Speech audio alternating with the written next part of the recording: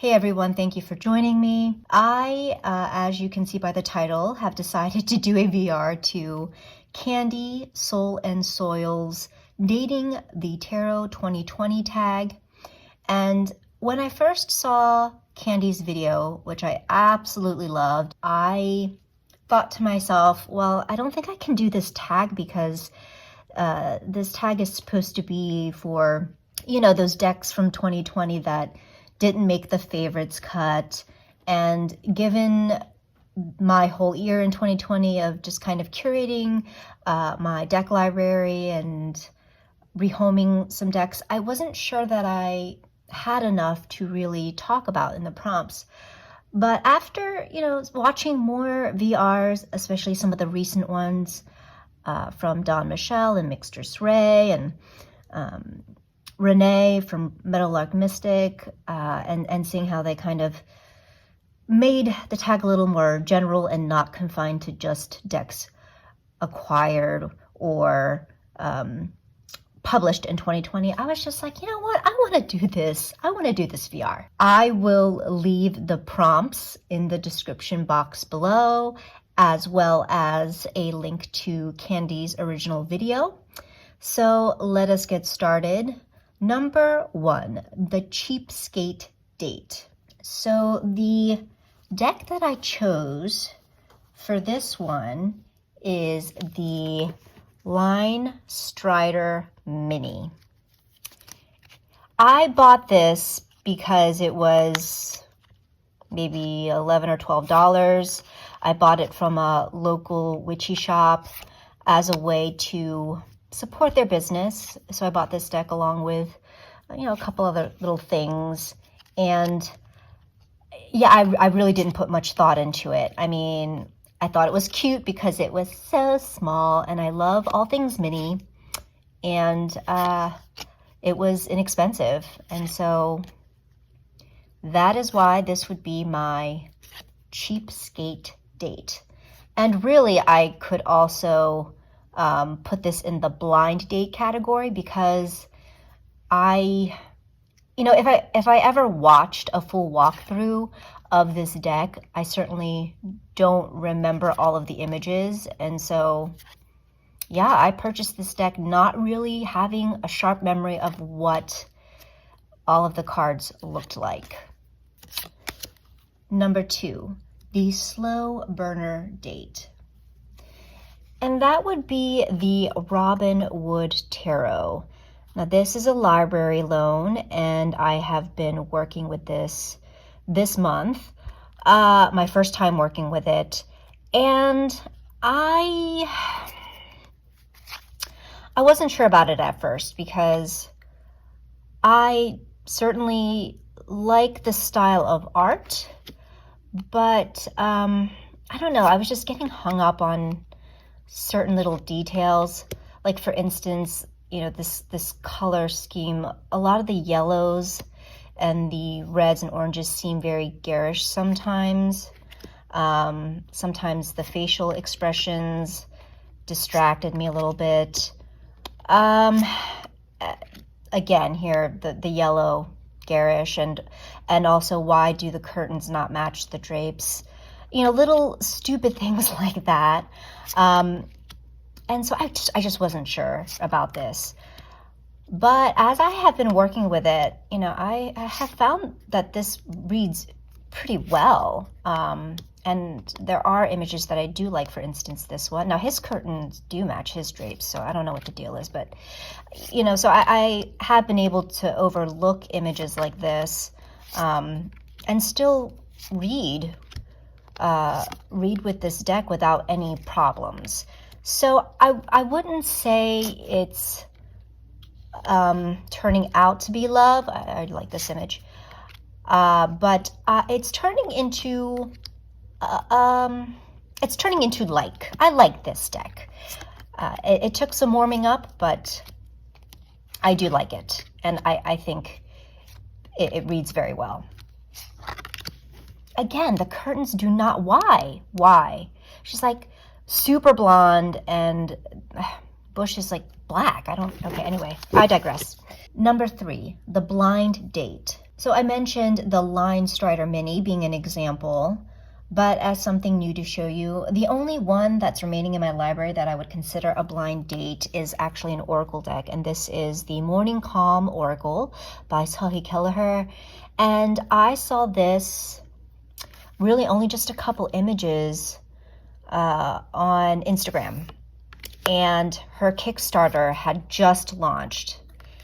And without having seen more than just a few images, I went ahead and backed it because I could tell that I was going to love the art. It is a deck with a focus on Korean and East Asian cultures. So I just knew I had to have this deck.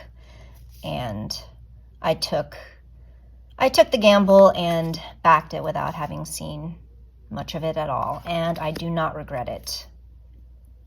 I definitely made the right choice there. Number 4, the Rebound Date. You might be surprised by this one because this would be a recent rebound situation. And the deck I chose for this is the Intuitive Heart, True Heart Intuitive Tarot, yes. Okay, so the reason that I thought about breaking up with this deck is not because it didn't work for me in terms of being able to read with it, but the cardstock is becoming more and more problematic for me, which I find kind of surprising because when I first started using this deck, I thought it shuffled okay. The cardstock is not great at all, but I thought I could deal with it. But then as time went on, it actually started to hurt my hands, and I tried trimming it to see if that would help. It did not help.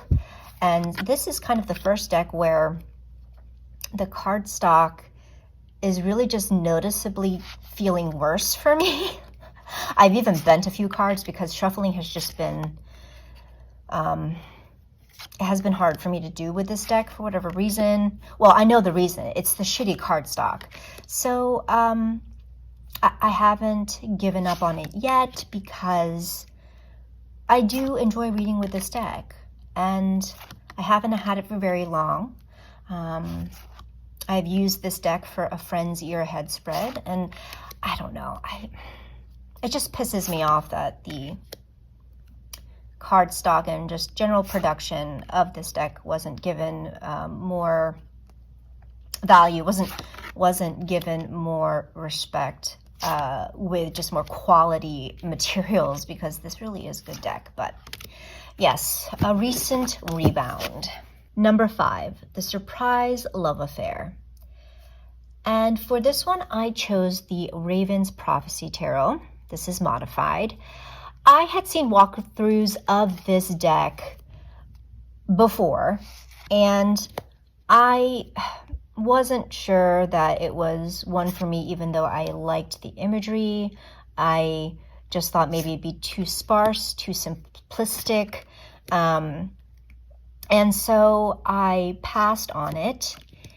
But then I read the series that this deck is inspired by, which is the Raven Cycle series by Maggie Stiefvater.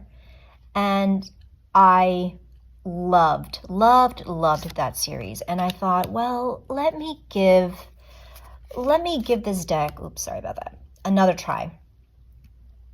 And so I got the deck, still not sure how it would be. And I thought, well, you know, I think it'll be okay. I think it'll be okay.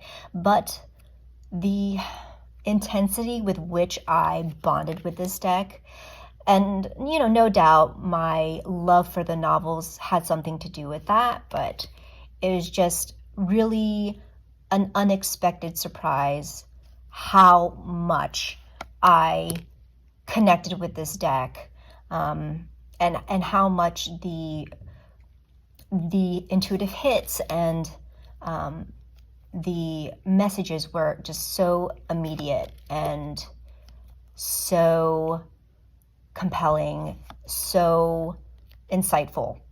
And yeah, I was very pleasantly surprised. So I would call this my surprise love affair.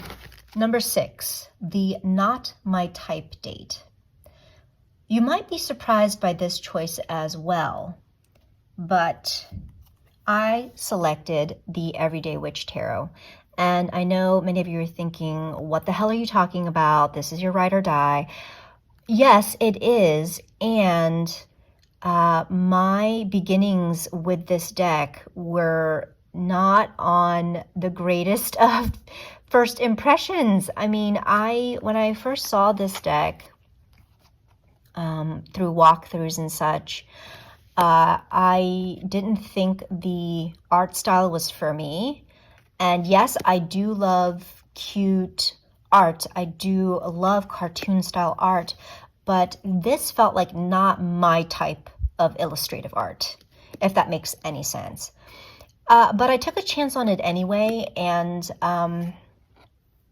I'm so happy that I did. Like, for instance, this, and not my jam.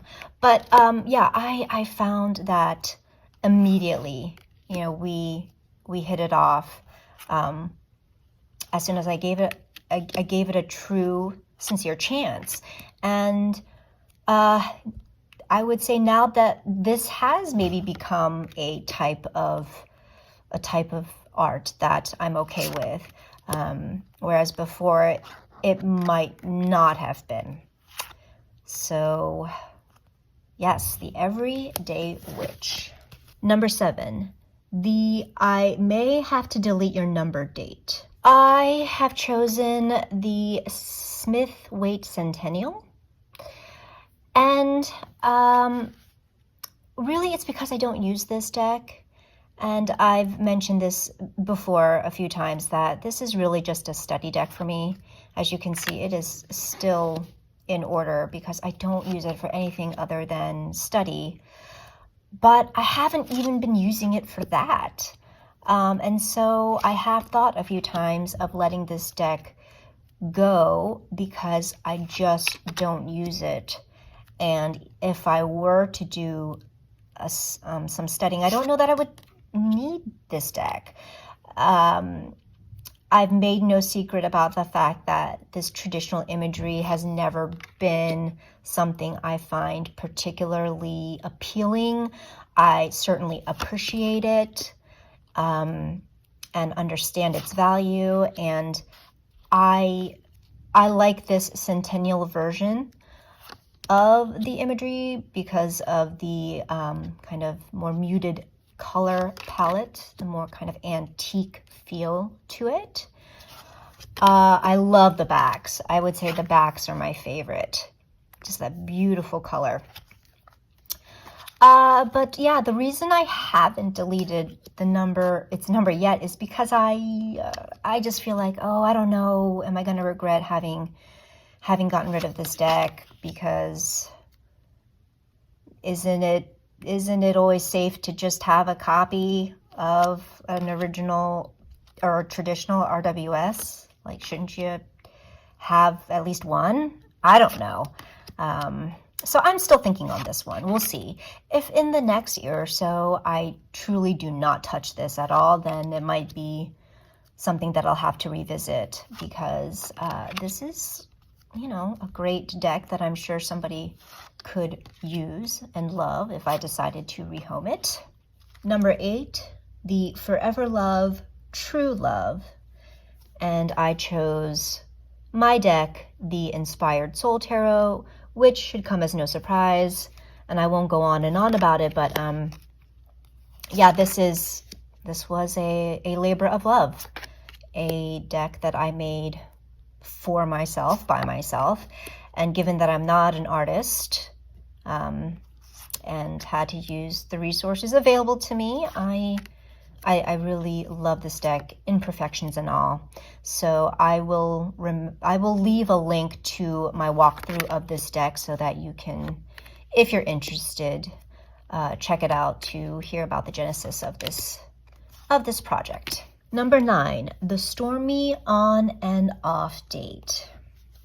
And that would be the Luna Soul, hands down. Do not let these soft pastels fool you.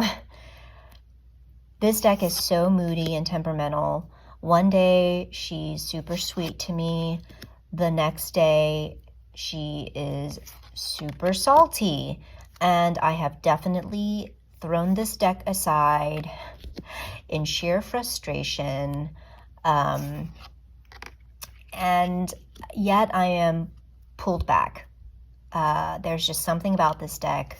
I love the art. I do love the colors. And no matter what kind of message I get, there is never any confusion about what she's trying to tell me. It's just the delivery, you know.